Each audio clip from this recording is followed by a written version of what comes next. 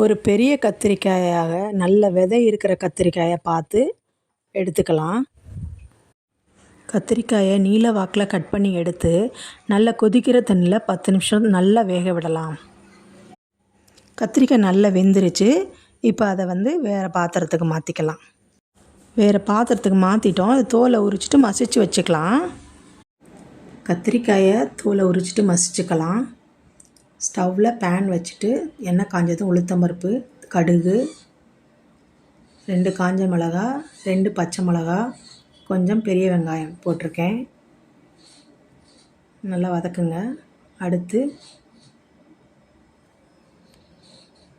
அடுத்து தக்காளி போட்டுக்கலாம். அது நல்லா கொஞ்சம் வதங்கட்டும். வெங்காயம் தக்காளி வதங்கினதும் அந்த கத்திரிக்காய் கரைசலை சேர்த்துடலாம். சிறிதளவு புளி கரைசல் சேர்த்துக்கலாம். மஞ்சத்தூள், உப்பு தேவையான அளவு சேர்த்துக்கலாம். சிறிதளவு பெருங்காயத்தூள் சேர்த்துக்கலாம். 2 கொதி வந்தால் போதும். ஸ்டவ் ஆஃப் பண்ணிடலாம். செட்டிநாடு கத்திரிக்காய் கோஸ்மல்லி இதுதான். சாப்பிட்டு பார்த்துட்டு கமெண்ட்டில் சொல்லுங்கள் எப்படி இருந்ததுன்னு ஃப்ரெண்ட்ஸ்.